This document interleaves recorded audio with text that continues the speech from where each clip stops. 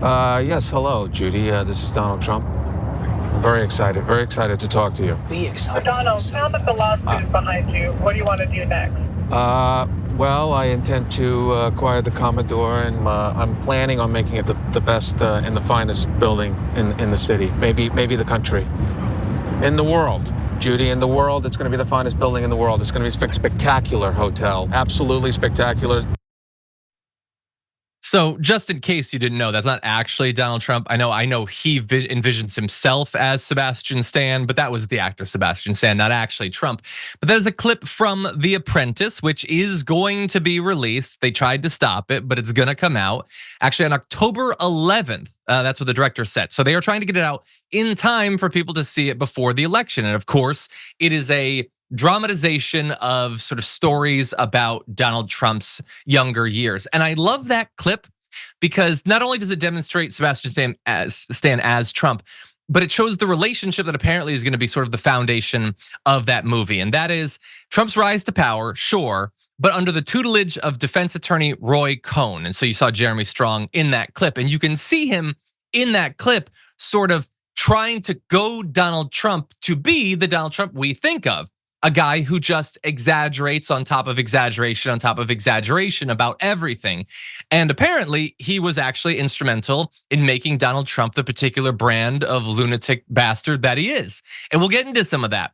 But you should know one of the reasons why this movie is so controversial and why Donald Trump didn't want it to come out is late in the movie, Trump is depicted raping his then wife, Ivana Trump, played by Maria Bakalova, who actually has had her own interaction with the Trump circle with Rudy Giuliani.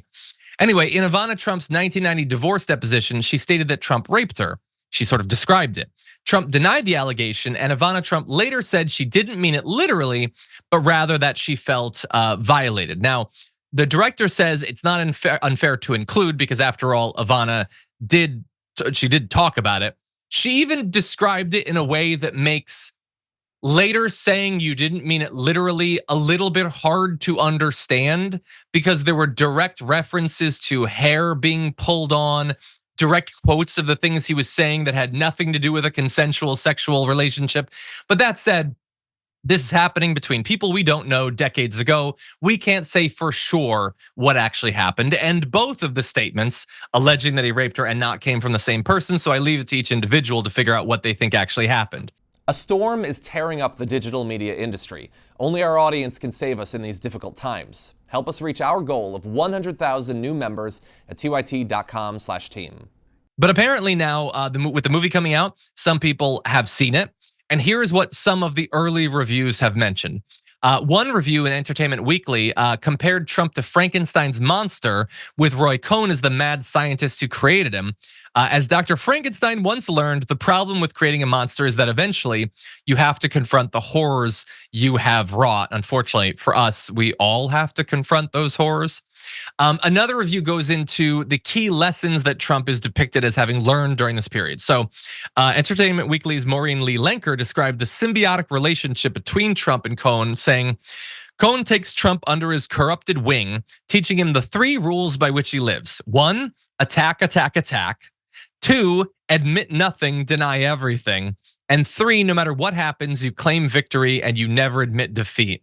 It's a sickeningly familiar playbook to anyone who's watched the news in the past decade. And look, we have to understand that this movie is being made from the perspective of people, including the director and all of that, there's the screenwriters, who have seen Donald Trump. And so it is easy for it to be drafted with the filter of what we know about him.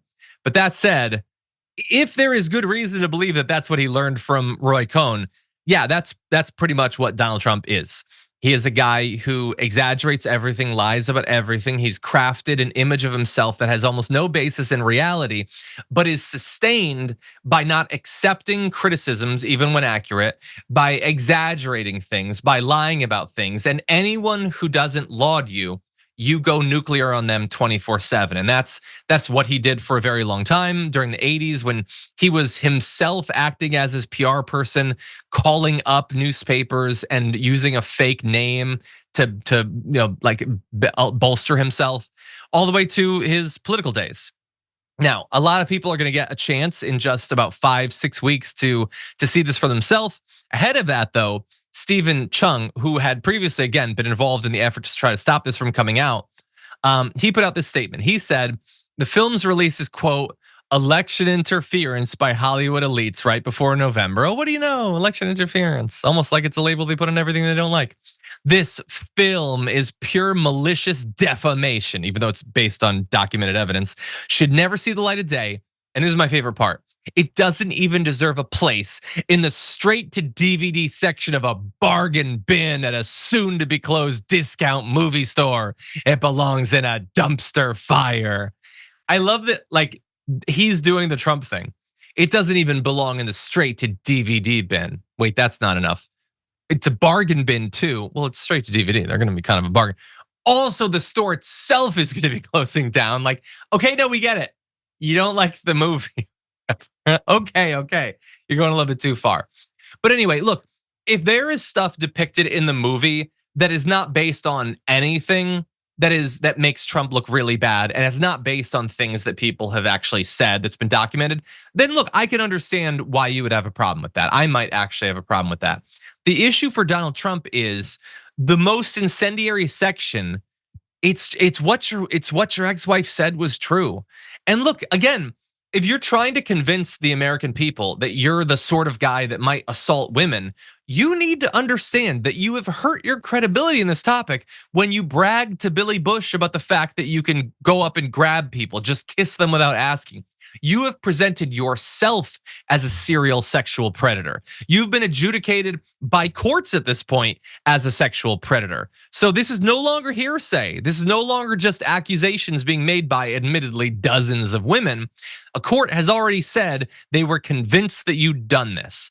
And Ivana said that you did this. Now, she later recanted it, so everyone bear that in mind. I do think that the movie should at least mention that, but it seems perfectly fair to depict a thing that is in line with all the evidence that we've seen throughout our lives.